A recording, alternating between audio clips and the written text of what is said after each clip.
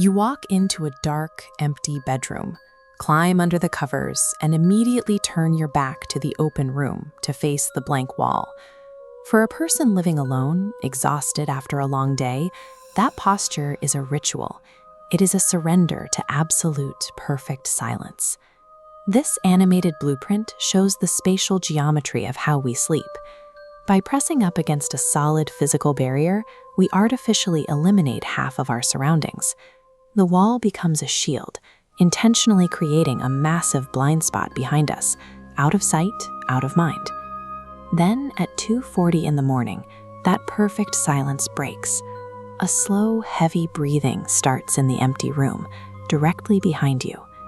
This instinctual paralysis is a desperate attempt to remain undetected, a final, fragile armor against a threat you cannot see. Absolute silence offers no protection. It simply turns the bedroom into a resonator, ensuring that the moment a spatial boundary is violated, the sound is the only thing that exists. Lying in the dark, the brain enters a state of extreme cognitive dissonance. Every survival instinct screams at you to turn around and look, but a deeper dread takes over, the paralyzing belief that confirming the threat makes it inescapable. The physical space in the room begins to collapse. The sound of the breathing moves inward until a cold draft of air physically brushes the back of your neck. In response, you make an active, conscious choice to rely on physical paralysis. You keep your eyes wide open, staring blankly at the plaster, refusing to move a single muscle. And then, the breathing abruptly stops. The room drops back into complete silence. The mind instantly seizes that silence to reestablish a sense of safety. You rationalize the moment. You convince yourself it was an auditory hallucination, a trick played by severe exhaustion. This exposes the specific danger of the human freeze response.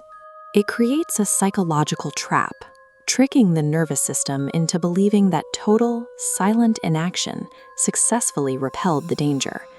But the breathing returns, and the horror of the situation shifts from what you hear to exactly where the sound is coming from. This cross-section shows the spatial impossibility. The heavy breathing originates from the micro-gap between your face and the wall. The plaster softens into a permeable, occupied space. Retreat is impossible. Firm pressure pushes your back, trapping you against a barrier that isn't solid. The breathing in the wall begins to recalibrate. It matches your panicked rhythm perfectly. Inhale, exhale, perfectly in sync. The entity tracks your biological tempo, matching every inhale until the two rhythms are one. With the solid barrier now porous and predatory, the logic of the room collapses. The spatial boundary collapses completely.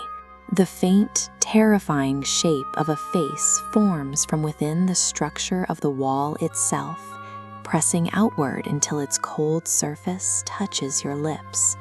In that claustrophobic space, the physical merge finishes. Your lungs and the entity's lungs share the same tiny volume of air until you can no longer distinguish your own breath from the cold exhalations of the wall. The spatial perspective permanently shifts.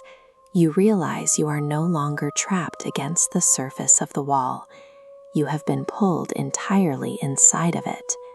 This swap relies on your stillness.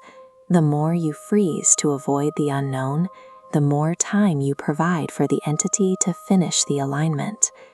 A new reality sets in. You are trapped within the plaster, paralyzed in the dark, listening to the terrified, shallow breathing of the next victim lying frozen in your bed. Paralyzing fear does not protect you from the dark. It actively invites the darkness to completely consume your space, erase your identity, and mold you into the exact horror that you spent your entire life hiding from.